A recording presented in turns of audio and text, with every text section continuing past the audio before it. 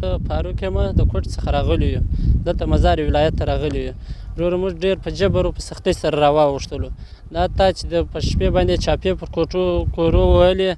ماشومان یې د کوره راایستلو کارټون و شیان یې غوښتل هغه موږ سره شی نه و بیا وسیلې موږ بله ورځ درته راځو موږ هغه ته ونه درېدو خپل ماشومان مو د هغې راوایستل کورونه و ځایونه ګرد هلته د هغې پاته سوه حتی 50,000 په کالارو سره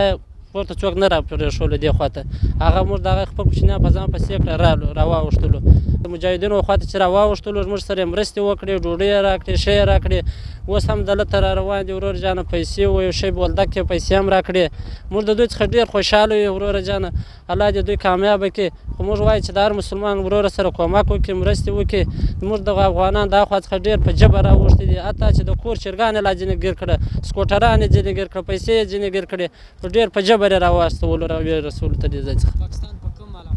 په کوټ کې د لاقت بازار کې موږ اوسېدلو هلته تقریبا 15 کاله به مې هلته تېر کړي هو 15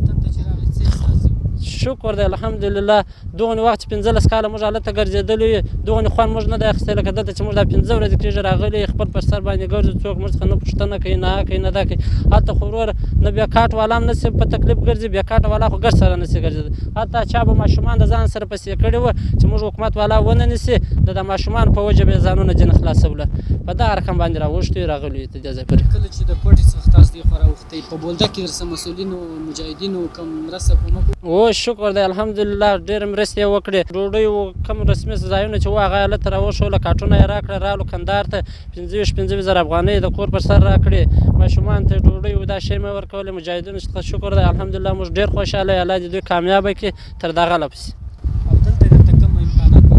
دلته هم کامیاب دغه دی چې دا د خیمې و شان یې درولې دي کوم ورونه چې راځي هغه په دغه خیمو کې اوسېږي بیا به نور یو خپل ولایت ته ځي دغه هلته به کومکونه و شان ورسره کوي کور ودان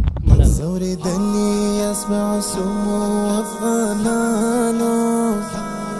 زورېدلي اسمع سمو افغانانو خدای مو راغله مظلومو افغانانو